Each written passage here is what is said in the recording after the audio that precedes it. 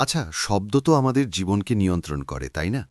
কিন্তু কখনো কি ভেবে দেখেছেন যে একটা শব্দের ভুল বোঝাবুঝি ঠিক কতটা ভয়ঙ্কর হতে পারে?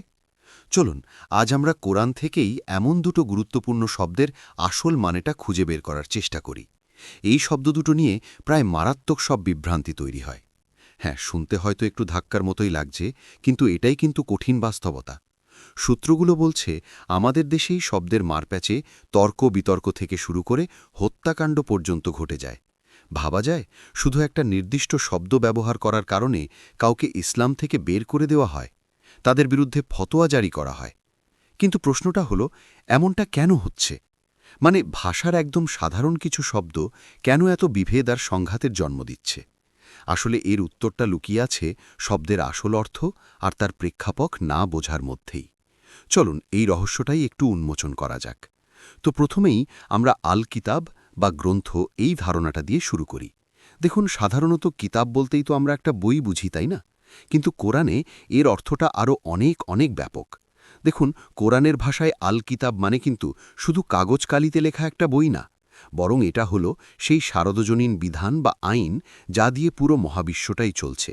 মানে সৃষ্টিকর্তার তৈরি প্রত্যেকটা জিনিসের মধ্যেই এই সাধারণ বিধানটা কাজ করছে। এখন সবচেয়ে মজার ব্যাপারটা কি জানেন?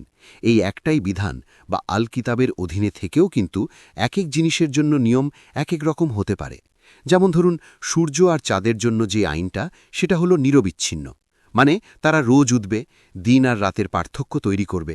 কিন্তু শীত বা গ্রীষ্মের আইনটা আবার পর্যায়ক্রমিক। ওগুলো একটা নির্দিষ্ট সময়ের জন্য আসে, তারপর চলে যায়। অথচ দেখুন, দুটোই কিন্তু ওই একই সার্বজনীন বিধানের অংশ। আচ্ছা, তাহলে এই যে প্রেক্ষাপথের নীতিটা আমরা বুঝলাম, চলুন এবার এটা আরও বিতর্কিত একটা শব্দ নবী এর ক্ষেত্রে প্রয়োগ করে দেখি। সত্যি বলতে এই একটা শব্দ নিয়ে আমাদের সমাজে যে পরিমাণ বিভ্রান্তি আর সংঘাত তৈরি হয়েছে তা খুবই দুঃখজনক। এখানেই কিন্তু মূল পার্থক্যটা লুকিয়ে আছে। দেখুন, আরবি ভাষায় নাবী শব্দটা হলো একটা সাধারণ শব্দ বা কমন নাউন। এর আক্ষরিক মানে হলো সংবাদদাতা। তার মানে যে কোনো সংবাদদাতাকেই আরবিতে নাবী বলা যেতে পারে। কিন্তু যখনই এর আগে আল যোগ করে বলা হয় আন-নাবী, তখন এটা হয়ে যায় একটা নির্দিষ্ট নাম বা প্রপার নাউন। ব্যাপারটা অনেকটা একজন রাষ্ট্রপতি আর রাষ্ট্রপতি বলার মতো। দুটোর মধ্যে যে পার্থক্য, এখানেও ঠিক তাই। আসলে আরবি ব্যাকরণ অনুযায়ী নবী শব্দটা রাহিম মানে দয়ালু, বাশির মানে সুসংবাদদাতা, এগুলোর মতোই একটা গুণবাচক বিশেষণ। এটা কোনো কপিরাইট করা বা কারোর জন্য বিশেষভাবে সংরক্ষিত কোনো উপাধি না। এটা একদমই একটা সাধারণ আরবি শব্দ, যা ভাষারই একটা অংশ। এই সাধারণ আর নির্দিষ্ট অর্থের পার্থক্যটা আরও ভালোভাবে বোঝার জন্য চলুন আর একটা শক্তিশালী শব্দের উদাহরণ দেখা যাক। রাব। এই শব্দটারও কিন্তু একটা সাধারণ এবং একটা নির্দিষ্ট অর্থ আছে। একটু খেয়াল করলেই দেখবেন, সূরা ইউসুফে নবী ইউসুফ আলাইহিসসালাম তার জেল সঙ্গীকে কি বলছেন। তিনি বলছেন, তোমার রব বা প্রভুর কাছে আমার কথা বলো। এখানে রব শব্দটা কিন্তু একদম পরিষ্কারভাবে একজন পার্থিব শাসক বা রাজার জন্য ব্যবহার করা হয়েছে, সৃষ্টিকর্তার জন্য নয়।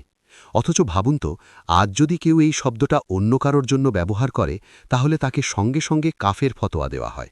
আর এর মধ্যে একটা অদ্ভুত বৈপরীত্য আছে জানেন। আমরা রব শব্দের বহুবচন মানে আরবাব এই শব্দটা কিন্তু হরহামেশাই ব্যবহার করি। যেমন আরবাবে এহতিয়ার মানে ক্ষমতার অধিপতিরা, আর এটাকে আমরা ঠিকই জায়েজ মনে করি। অথচ আরবাব শব্দের যে একবচন রব, সেটা ব্যবহার করা নিয়েই আমাদের যত আপত্তি। এটা তো শব্দের সাথে এক ধরনের খেলা ছাড়া আর কিছুই না। সুতরাং মূল কথাটা হলো, কোনো ভাষার শব্দকে কপিরাইট করা যায় না। ভাষাকে কোনো নির্দিষ্ট গণ্ডিতে বেঁধে ফেলাটা সম্ভবই না। আর কোরআনও কিন্তু ভাষার এই নিয়মটা মেনেই কথা বলেছে। ঠিক যেমনটা নবী বা রাবের ক্ষেত্রে দেখলাম, সেরকমই রাসূল মানে বার্তাবাহক, ওয়াহি মানে ইঙ্গিত, বা মালাইকা মানে ফেরেশতা, এমনও আরও অনেক শব্দ আছে। এগুলো সবই আরবি ভাষার খুব সাধারণ শব্দ, কোনো নির্দিষ্ট ব্যক্তি বা গোষ্ঠীর জন্য সংরক্ষিত বিশেষ কোনো উপাধি এগুলো নয়। একটা আধুনিক উদাহরণ দিলেই না ব্যাপারটা একদম পানির মতো পরিষ্কার হয়ে যাবে। আচ্ছা, ফোনের ভাষাটা কখনো আরবিতে সেট করে দেখেছেন? করে দেখলে দেখবেন, ফেসবুক, মেসেঞ্জার বা হোয়াটসঅ্যাপের মতো অ্যাপগুলোর নামের পাশেই কিন্তু রাসূল শব্দটা দেখাচ্ছে। কেন? কারণ রাসূল মানেই তো মেসেঞ্জার বা বার্তাবাহক। এটাই তো সবচেয়ে বড় প্রমাণ যে ভাষার শব্দকে আটকে রাখা যায়। তাহলে এই যে এত বিভ্রান্তি, এত সংঘাত, এখান থেকে বেরিয়ে আসার উপায়টা কি? সমাধানটা কিন্তু খুব সহজ, স্পষ্টতা। আমাদের শব্দের উপর নিষেধাজ্ঞা না দিয়ে বরং এর অর্থটাকে পরিষ্কার করে ব্যাখ্যা করতে হবে। এর জন্য দুটো সহজ পদক্ষেপ নেওয়া যেতে পারে। ১. ভাষার শব্দগুলোকে তাদের সাধারণ অর্থেই ব্যবহার হতে দেওয়া। আর ২. যখন কোনো বিশেষ অর্থে শব্দটা ব্যবহার করা হচ্ছে তখন তার প্রেক্ষাপট আর উদ্দেশ্যটা একদম পরিষ্কার করে বলে দেওয়া। দেখুন, কোরআন ঠিক এই কাজটাই করেছে।